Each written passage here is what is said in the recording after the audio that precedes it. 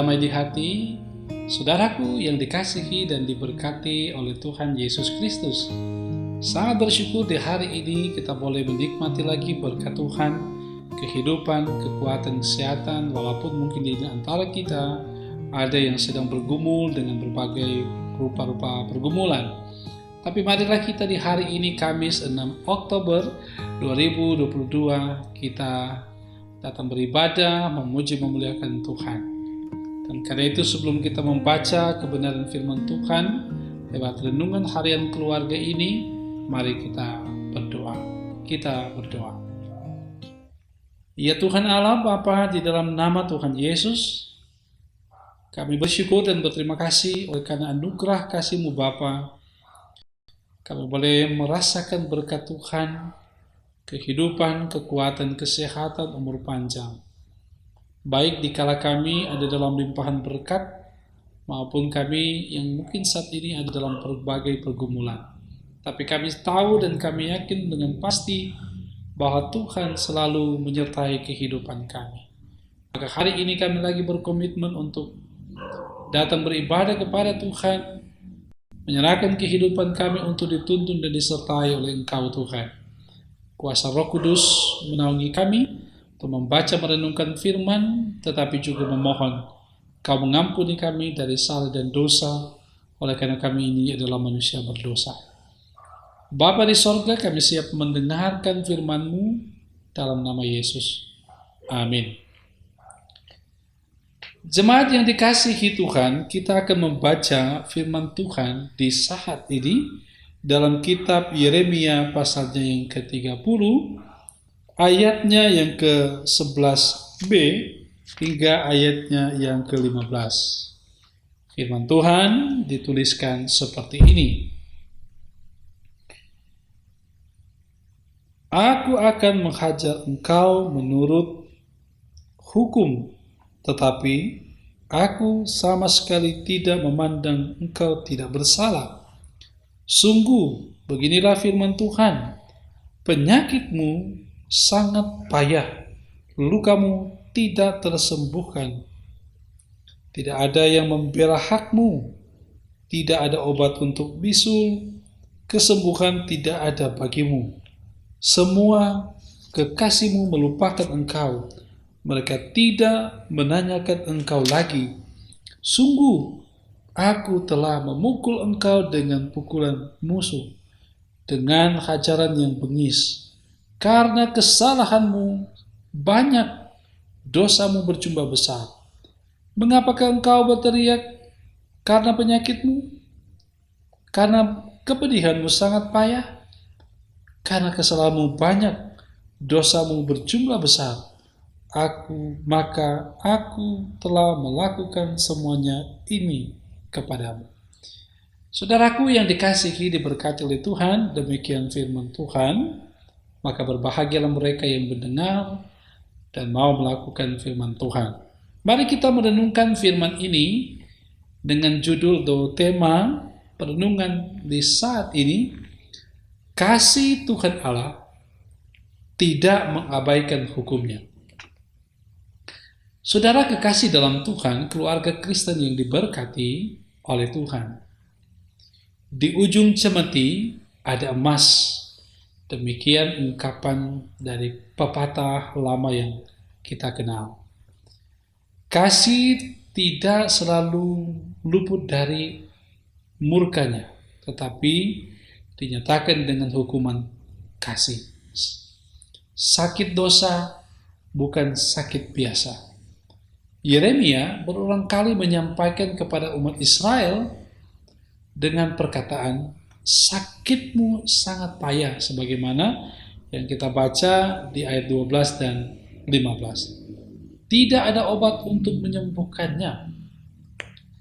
Berbagai usaha manusia tidak pernah cukup untuk itu. Apalagi semua kekasih Israel telah meninggalkan mereka. Padahal kepedulian mereka dapat meringankan penderitaan sakit itu. Israel dan Yehuda sudah jatuh tertimpa tangga pula. Mereka berteriak, namun tidak ada yang dapat menolong. Saudara, Tuhan Allah seringkali membiarkan umatnya dalam keadaan demikian. Mereka bagaikan orang hukuman dan pesakitan yang terbiarkan merana dan menderita. Yeremia menyampaikan perkataan firman Tuhan Allah, "Aku akan menghajar engkau, aku sama sekali tidak memandang engkau tidak bersalah." Saudara, dalam konteks ini, kesalahan tidak dapat disembunyikan. Mereka mesti menerima hukuman karena kesalahan-kesalahan itu. Nah, saudara kekasih di dalam Tuhan Yesus Kristus, kisah ini seperti kisah keluaran bangsa Israel dari tanah Mesir. Tuhan membentuk umatnya dengan berbagai hukuman. Mereka yang bersalah mesti menerima hukuman, sehingga menjadi pengajaran, pelajaran bagi yang lain untuk tidak melakukannya. Saat Tuhan Yesus memasuki bait Allah, Ia menemukan ada orang banyak berjual beli di halaman bait Allah. Mereka melakukan transaksi jual beli di meja-meja yang ditempatkan di situ. Padahal bait Allah adalah rumah Tuhan Allah, disebut sebagai rumah doa. Maka Tuhan Yesus membalikkan meja-meja, penukar uang, dan bangku-bangku pedagang merpati, dan lain sebagainya. Kemudian mengusir mereka pergi dari situ, sebagaimana kalau kita bisa membacanya dalam kitab Matius 21 ayat 12 hingga 13. Saudara, Tuhan tidak pernah kompromi dengan apa yang dinamakan dosa. Ia menghukum manusia karena Ia mengasihi mereka. Kita sebagai keluarga Kristen, sebagai pribadi, perlu menginsyafi, perlu menyadari bahwa untuk memiliki karakter yang baik, diperlukan kesediaan hati untuk terus-menerus dibentuk Tuhan. Bukan cuma di saat berkat indah mengalir turun, tetapi juga di saat hukuman Tuhan Allah diberikan dan dinyatakan. Saudara perlu memiliki kepekaan hati dengan bertanya, mengapa Tuhan Allah mengizinkan keadaan-keadaan buruk terjadi, kemalangan-kemalangan hidup datang beruntun dan silih berganti. Jika itu semua sebagai bentuk hukuman Tuhan karena berbagai dosa dan kesalahan kita, mengapa Tuhan menghukum? Bukankah Tuhan itu Maha Kasih? Pelajaran kita hari ini adalah bahwa hukuman Tuhan Allah diberikan sebagai bentuk dari kasih Tuhan Allah kepada umat manusia.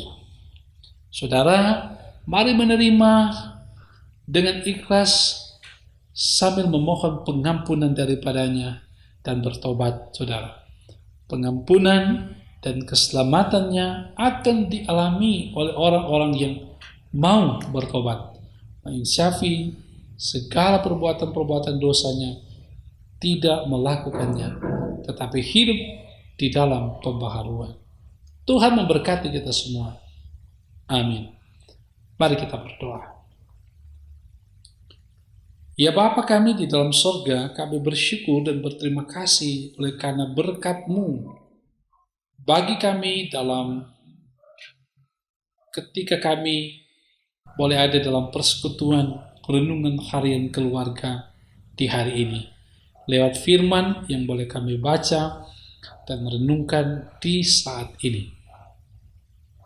Terima kasih Tuhan, biarlah firman Tuhan ini mengajarkan kami untuk tetap setia, mengiring Tuhan sekalipun diperhadapkan dengan banyak tantangan, cobaan, tetapi kami tetap setia mengiring Tuhan.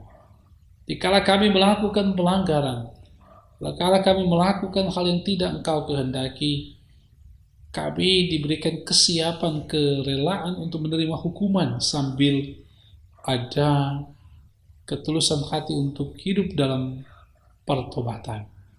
Karena itu tuntun kami dengan kuasa Roh Kudus, agar kami mau hidup senantiasa dalam ketaatan dan kesetiaan kepada Engkau Tuhan. Bapa, berdoa kami kepadamu, biarlah Engkau senantiasa menuntun kami semua dalam perjalanan hidup pribadi dan keluarga jemaat umat-Mu, dimanapun berada di muka bumi ini yang percaya kepada Yesus sebagai Tuhan dan Juru Selamat, secara khusus jemaat Maranatha Paslatan dari kolom 1 hingga 27, kiranya diberkati, dituntun, dan disertai oleh Engkau. Jauhkan kami dari gejolak yang membuat iman kami lengah, membuat iman kami runtuh, dengan berbagai pergumulan-pergumulan kehidupan yang membuat kami kemudian meninggalkan Tuhan, kurang percaya terhadap pertolongan Tuhan. Tetapi biarlah kami tetap berkomitmen untuk selalu hidup dalam ketaatan kesetiaan. Berkati umat-Mu ya Tuhan. Perangkat pelayanan yang ada, badan pekerja majelis jemaat, diaken, penatua kolon maupun bipra, komisi-komisi kerja, kostor, pegawai, bahkan tim multimedia, terus diberkati oleh Tuhan. Apapun dan siapapun kami, kiranya Tuhan berkati kehidupan ini, tugas dan tanggung jawab kami masing-masing. Bapa kami dalam surga, tetapi berdoa kepadamu, jika ada umat-Mu yang sedang sakit, dalam pergumulan, di rumah sakit, di rumah, dalam perawatan, ataupun dalam pemulihan, jamah dan kuatkan mereka, Bapa, berikan kesembuhan kepada mereka. Terpuji-pujilah Engkau Tuhan. Berdoa terus untuk pemerintah, karuniakan hikmat, kebijaksanaan kepada mereka, dalam mana mereka memimpin bangsa dan negara kami, sekalipun banyak persoalan, gejolak yang terjadi, kiranya Tuhan memberi hikmat kepada mereka, supaya dapat melaksanakan tugas kepemerintahan dengan baik, termasuk yang ada di kota Tomohon kami yang tercinta ini. Terpuji Engkau Tuhan, kami serahkan kehidupan kami kepadamu hari ini. Kami percaya rancangan-Mu dalam kehidupan kami adalah rancangan damai sejahtera. Dalam nama Tuhan Yesus, kami berdoa. Amin. Saudaraku yang dikasihi dan diberkati oleh Tuhan, demikianlah renungan kita di hari ini lewat renungan harian keluarga. Saya percaya kita diberkati dengan renungan harian keluarga ini. Selalu untuk tetap kita menjaga kesehatan, rajin berdoa, rajin bekerja, baca firman, giat selalu dalam pekerjaan Tuhan.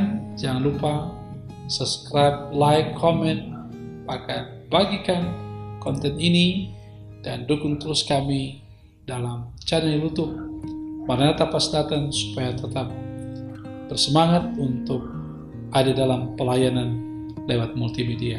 Tuhan memberkati kita semua. Shalom.